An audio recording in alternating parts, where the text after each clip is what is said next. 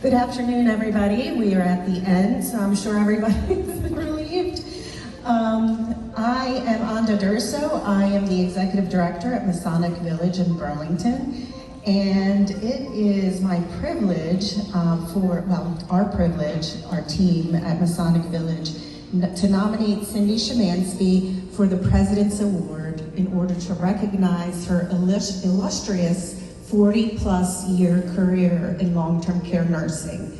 I can't even, speak to all of the things she's done. Cindy will go into all of her details, but I've tried to get a little bit of feedback from our team, and a lot of people started tearing up because they've worked with Cindy for so long. And she has been a visionary in all her roles, from aide to nurse, to education manager, and then eventually in her leadership roles. So it's kind of funny because many of us nominated her separately for various awards. So the Leadership Award, the Innovation Award, but then we thought about it and we thought really she deserves the President's Award. She has spent her entire career promoting the lives of elders and making sure that they have a good quality of life. I talked about her being a visionary most recently, and some of you were there to honor the grand opening of our memory care unit, but she made her vision a reality. We have a state-of-the-art memory care unit, and she created a beautiful and bright environment and neighborhood full of stimulating life and destination stations for our most vulnerable and confused residents who sometimes get overlooked, unfortunately. So that was actually part of the Innovation Award that some of our team nominated Cindy for. Cindy has also been a true mentor. She's developed hundreds, and I literally mean hundreds, of Masonic Village's staff over the last 40 years. She started the preceptor program, which proved that team members improved significantly with individualized attention and appointed preceptors. She's been an instructor and leader of the CNA programs throughout the years, so we can develop our own nurses' aides, many of whom then became nurses themselves and worked alongside Cindy. And over the years, Cindy, was just pivotal in implementing upgrades and operations and updating, the community through the years to different things that were coming up, such as electronic health records, if we all remember when those came out. So she actually trained the staff in their use and has always championed change in our community, and that's, hard to find, I think, sometimes. Cindy's always willing to roll up her sleeves and be flexible in her job duties. She's extremely hands-on, and we have many funny stories of her, putting cream on hundreds of residents to, staying over in snowstorms and doing what is just needed to be done for our community. And of course, during the COVID pandemic, Cindy led our entire community's efforts to make sure that our residents and staff members were safe. Cindy is also a talented fundraiser, so in her spare time, she personally organized an annual Tricky Tray, which raised over $250,000 over the years to benefit our residents. So as a nonprofit community, we were able to do all these wonderful things and put out gazebos and buy equipment and upgrade units, all of, due to her help. In her other spare time, Cindy has spent years volunteering on various committees, advisory boards, and task forces which aimed to improve the long-term care industry and the seniors that we serve. She also served on the board here for Leading Age on the Board of Trustees, and along with some other people here, she's been known to play a mean round of golf during the charitable events with Leading Age.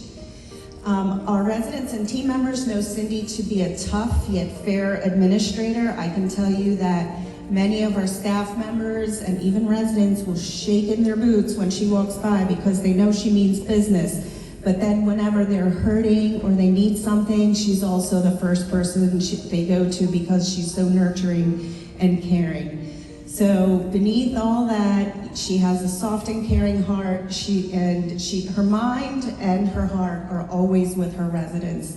And I have to tell you, as her director, whether she's on vacation, whether she's sick, whether she's out of the state, she's always working. And I always hear from her, and she's always coming up with ideas or making suggestions to make sure everybody's well taken care of. So I wanted to thank Cindy from all of our team members. It's a pleasure working with her, and again, I'm really proud to introduce this year's President's Award winner, my colleague Cindy Shemansky. Thank you.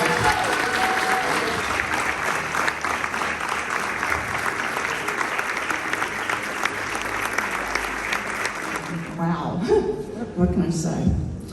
It is with great pleasure that I stand in front of you today to receive this accolade.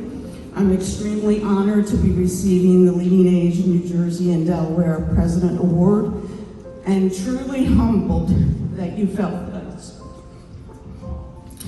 As I look around this room, I see many other people that I feel deserve this recognition. So I'm really happy that I'm getting it. My father would have beamed with pride if he was here today. I can still hear him saying, "I wish your kindergarten teacher could see this," because she told him that I would never succeed because I was too young when I started school, and I consistently failed nap time. I started school before I was 5 years old, and I was in the afternoon kindergarten. I didn't want to take a nap when I first got to school. I think the teacher was tired from the morning class, and she was the one that needed the nap. I want to thank my husband, Paul. He's been by my side for almost 42 years next month, providing support and encouragement and putting up with those middle of the night phone calls that wake us up. Now he's retired. He is my at-home administrative assistant, always finding material on healthcare, shoving it in front of my face. You gotta read this, it's important, and making sure I have everything I need for my next day at work. So thank you, honey.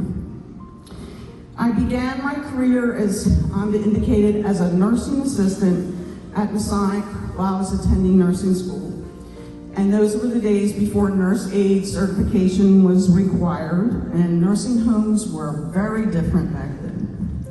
We had crank beds and crank lifts on the tubs, and the Hoyer lifts were hand pumped, a true workers' comp nightmare for our insurance companies, right?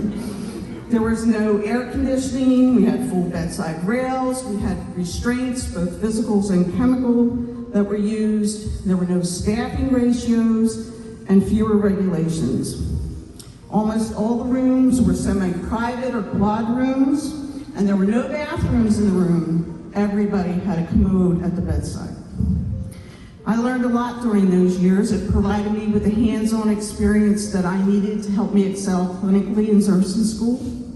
And I knew early on that I liked to teach because I would often show the other nursing assistants what I was learning in school.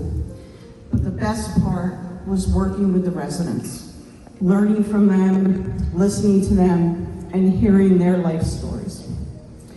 When I graduated, I did leave Masonic to gain that acute care experience, but after 5 years in the hospital setting, I returned because I really missed the interactions I had with my elders.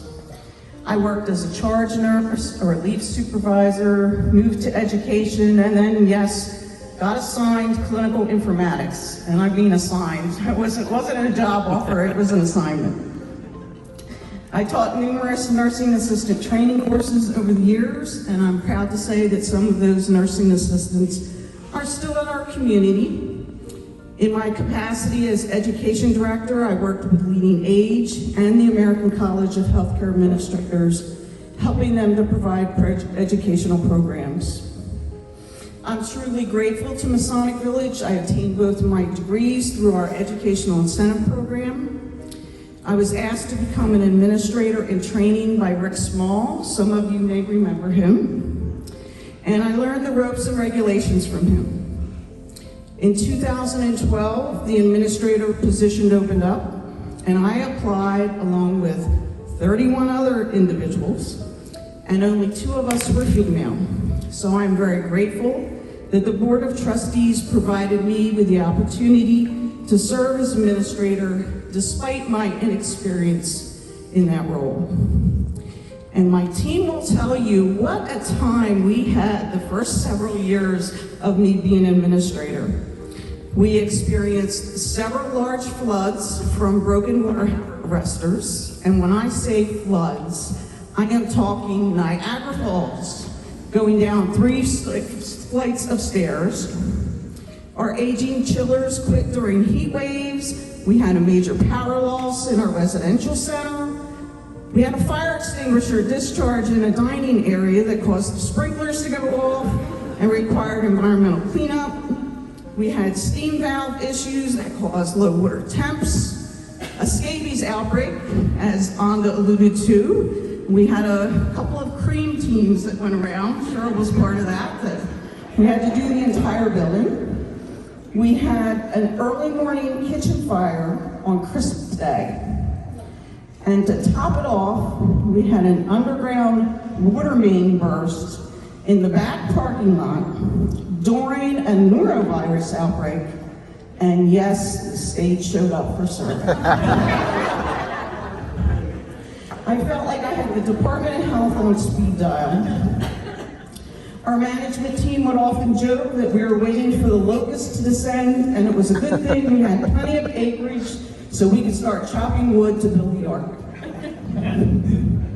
I tell this to you all to remind everybody that no matter how difficult our days, weeks, or months may get, we can't forget the reason why we do the work we do.